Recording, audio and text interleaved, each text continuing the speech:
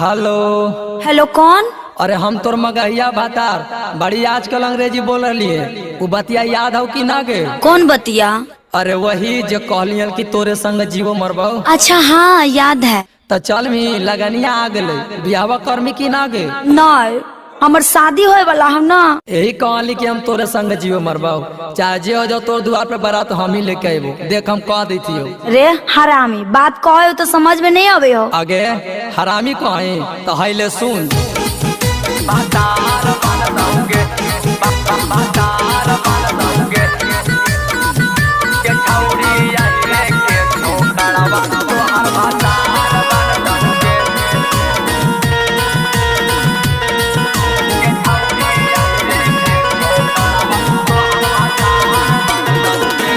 लेके बाराती अबो के छौड़ी जबार जानतौगे। लेके बाराती अबो के छौड़ी जबार जानतौगे। हे गे जबार जानतौगे गे छौड़ी यही रे के छोकड़वा तोहर भातार बनतौगे। गे छौड़ी यही रे के छोकड़वा तोहर भातार बनतौगे। हे गे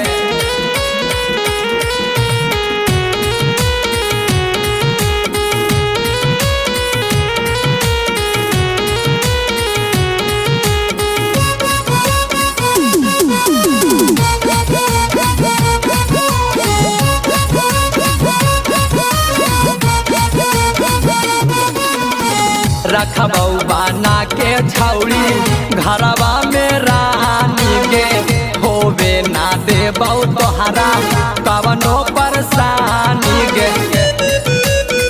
हे गे छौड़ी रखबौ बना के छौड़ी घरवा में रानी के होवे ना देबौ तोहरा कवनो परेशानी गे।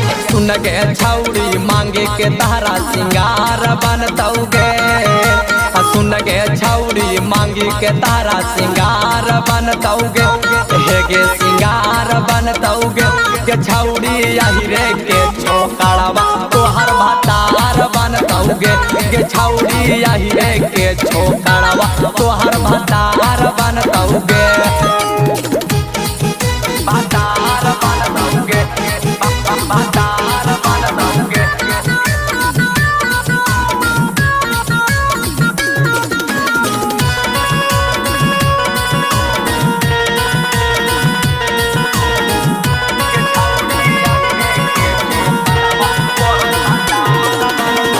कवनो ना चीज के छौड़ी होता कामी गे। हना नद भौजाई में तो हनी के जामी गे।